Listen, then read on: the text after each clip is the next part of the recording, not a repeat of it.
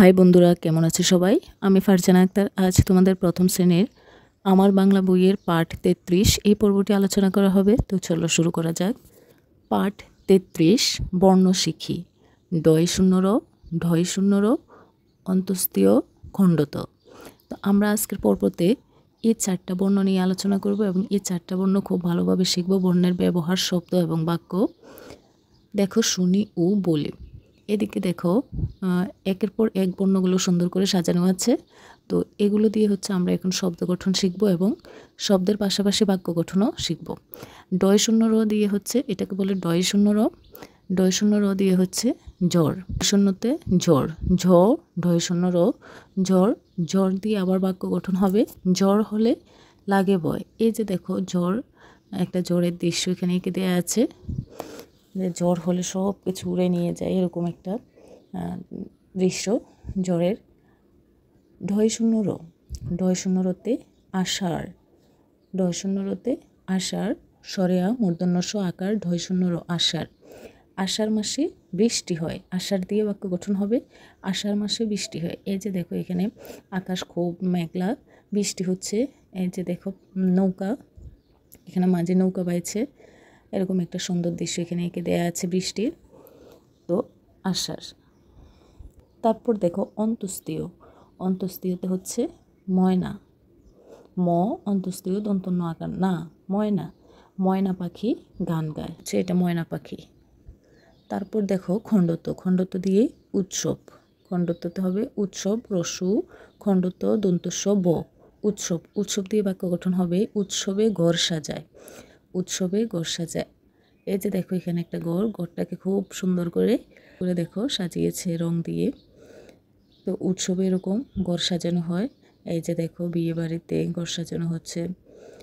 দেখো, যে কোনো অনুষ্ঠানে, যে কোনো উৎসবে এভাবে ঘর সাজানো হয়। এখানে সুন্দর করে দৃশ্যটা লিখে দেওয়া আছে। তারপর দেখো, ছবি দেখি শব্দ বলি।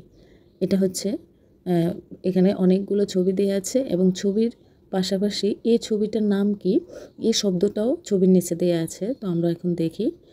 এই যে দেখো, প্রথম ছবিটা হচ্ছে একটা ঘুড়ির ছবি, ঘুড়ি। তো ঘুড়ি বানান হচ্ছে ঘর রস্যকার, ঢয় শূন্য র রস্যিকার, ঘুড়ি।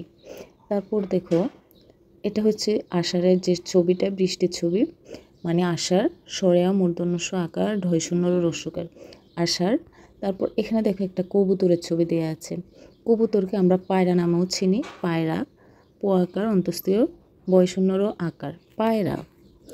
তারপর দেখো, এটা হচ্ছে শরৎকালের একটা দৃশ্য। শরৎকালে কাশফুল ফুটে। এই যে দেখো, কাশফুল, কাশফুল ফুটে, কাশফুল দেখা যায় শরৎকালেই। তার মানে বোঝা যাচ্ছে এটা শরৎকালের ছবি। তালিবস্য, বয় শূন্য র, খণ্ডত, শরৎ। তারপর দেখো, শুনি ও বলি। এখানে দেখো অনেক কয়েকটা ছবি দেওয়া আছে এবং ছবির সাথে সাথে এগুলো কি নাম, সেই শব্দগুলোর নামগুলো দেওয়া আছে। এখন এই শব্দগুলো দিয়ে আমরা বাক্য গঠন পড়ব। তো এখানে আছে আমার ঘুড়ির রং লাল, ঘুড়ি দিয়ে বাক্য গঠন, আমার ঘুড়ির রং লাল। তারপর আসছে আষাঢ়, আষাঢ় মাসে বৃষ্টি হয়। তারপর আসছে পায়রা, পায়রা ডাকে বাঘ বাকম। তারপর আসছে শরৎ, শরৎকালে কাশফুল ফুটে। তারপর আসো পড়ি, ডয় শূন্য র, ঢয় শূন্য র, অন্তস্তীয়, খণ্ডত। এই 4টা বর্ণকে আমরা এমনভাবে খুব সুন্দরভাবে পড়বো, এমনভাবে পড়বো যেন আমরা না বলি।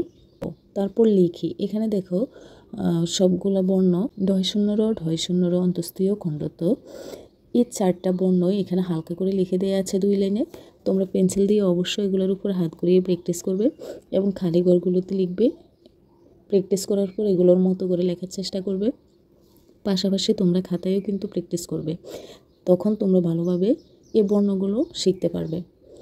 যত বেশি প্র্যাকটিস করবে তোমরা, তত বেশি ভালোভাবে এই বর্ণগুলো শিখতে পারবে। তো আশা করি তোমরা বুঝতে পেরেছো। আজকের পর্বটি এ পর্যন্ত। সবাইকে অসংখ্য ধন্যবাদ।